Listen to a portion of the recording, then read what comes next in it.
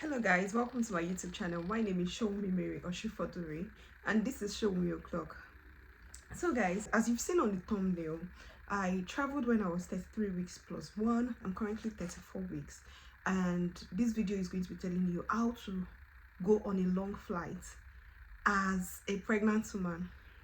I know it can be scary, it can be daunting, wanting to travel, especially in this advanced stage of your pregnancy, especially when you are flying over 10 hours. So my flight was supposed to be like 10 hours from London Heathrow. So what were the things I needed to get ready for? The first thing is, are you fit to fly? You need to know if you're fit to fly.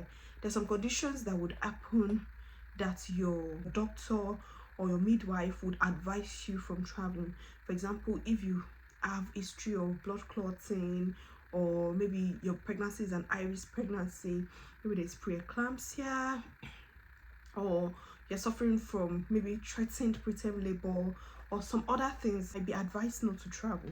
So speak to your midwife, speak to your doctor to see if they're happy to let you fly.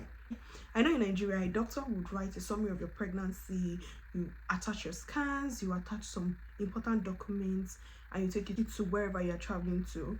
And also, so whether your intention is to travel to deliver or travel not to deliver, I always advise pregnant women to hold your travel documents, like hold your clinical notes with you, because pregnancy is very delicate. Anything can happen at any time. So when you are flying, you should have your medical documents with you, your appointment card, your scans, maybe a report summary of your pregnancy, so that in case of an emergency, they can have access to your documents so that they can treat you as appropriate. So if you have any allergies, if you have any condition, make sure all those things are there. So for us in the UK, the NHS does not provide us with that service. For doctors or midwives to write you medical reports when you're traveling, you have to get your fit to fly from a private GP.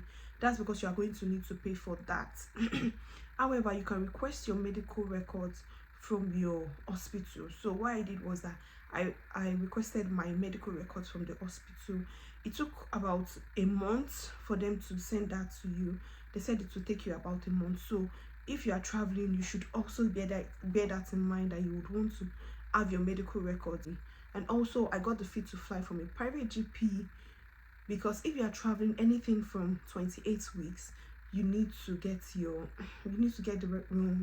the report. They would not necessarily ask you at the point of entry, because for me they did not ask me, but it is important for you to get it, because if they ask you and you don't have, they can deny you entry into the plane. For example, they only asked me at the point of checking if I was pregnant, and I said yes, I'm pregnant. So they checked me. They told me not to enter through one scanner, that I should enter through another one because I'm pregnant. And then they checked me and they gave me priority boarding because obviously I'm pregnant. So those were some of the cues. Another thing I'm going to say is that do anything that would make you comfortable. I had the option to book different flights like Virgin Atlantic or British Airways. I've always been a Virgin Atlantic baby. I love Virgin Atlantic. Like, I've traveled over 5 times now, and I've always used Virgin Atlantic. The ones I used British Airways, I don't know, I didn't like it. I don't know, for one reason or the other, but when I compared the services and something, I didn't like it. When you're booking your flights, you need to consider yourself. I used to prefer window seats. But this time around, I said no, I can't be at the window seat because it's a long flight. You might want to be going to the restroom. I can count, I think in every hour I was going to the restroom like at least once in every hour on that plane. So I had to, my seat was close to the walkway, so that I didn't need to inconvenience anybody that was already seated. So I was just standing up, going to the restroom, and I picked a seat close to the restroom. You don't necessarily need to pick a seat close to the restroom. You can pick a seat far away from the restroom if that's what you have available, but just make sure walking in and walking out will be so convenient for you, because if you are in the middle, maybe you're in the middle of the seat or you're in the window seat and you always want to step out and come in, it's going to be inconvenient for you because of your belly, and also you might find it that you're inconveniencing another partner. If it's not your partner that is sitting beside you, or your family member that is staying beside you, they might find that very inconveniencing.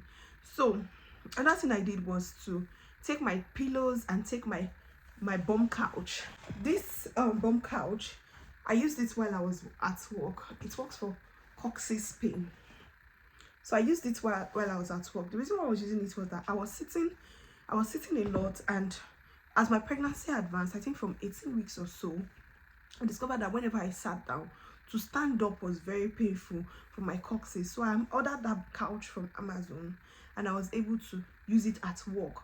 So when I was traveling, it made more sense that if I was going to be sitting down for a longer while, I should take the couch. So I didn't check this in.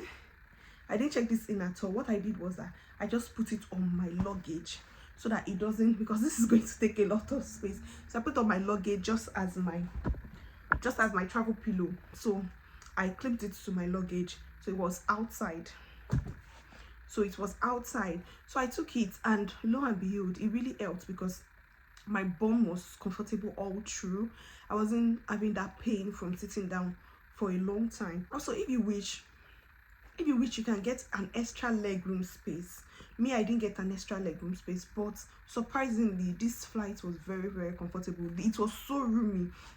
Like, it was an economy flight. It was very roomy, so I didn't have any problem. In fact, when I sat down, I was very, very comfortable. And I think you want to take snacks. For example, I took snacks. I took popcorn.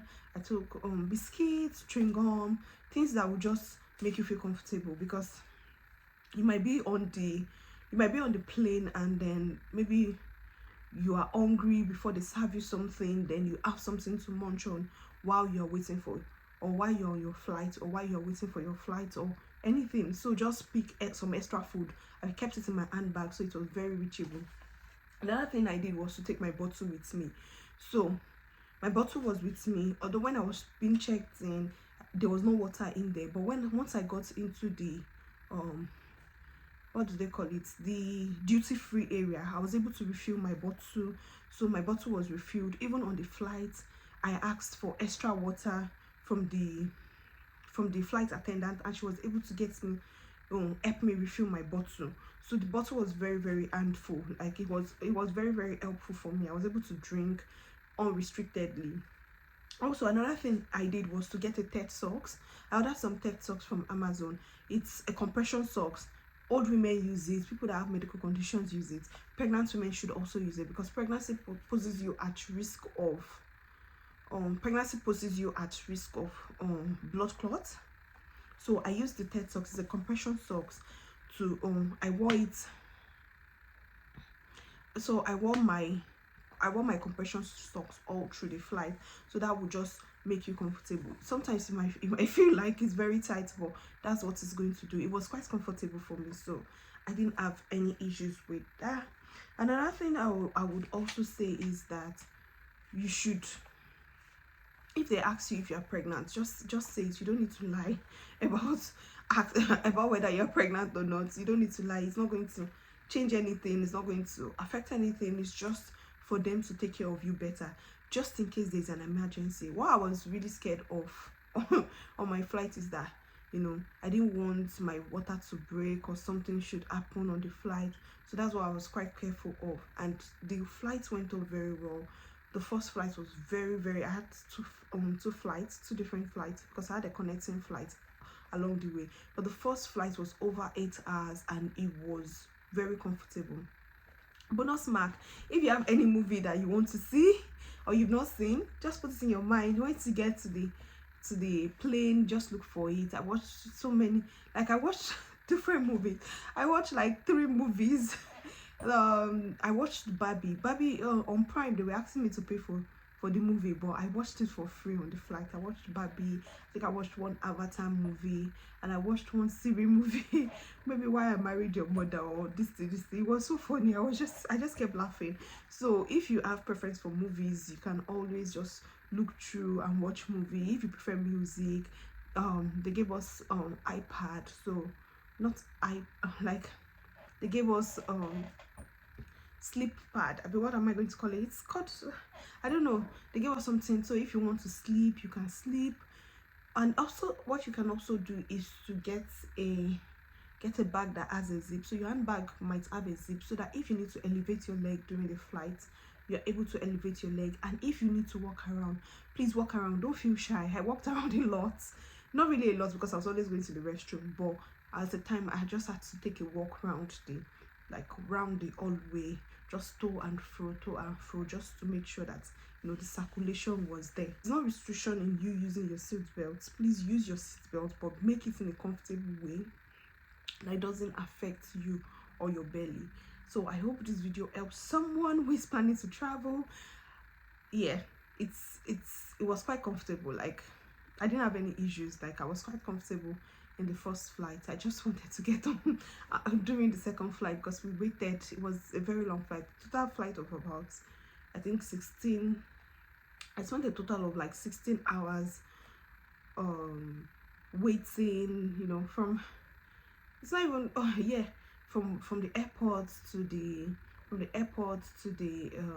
arrival, to waiting for the next flight, to boarding the next flight. It was quite a while, but it was very comfortable. And also, I think one last thing I did, I made sure I took some anti-sickness in my bag and some antacids, because if you're someone that is prone to motion sickness, you should have some anti-sickness in your bag. If you're someone that is prone to heartburn, you should have that handy in your bag so that you can make yourself comfortable while you're on the plane. So guys, that's my tip for you. I wish you lovely flights, and I hope you enjoy your flights or your stay at your destination, and I wish you all the best. Bye for now.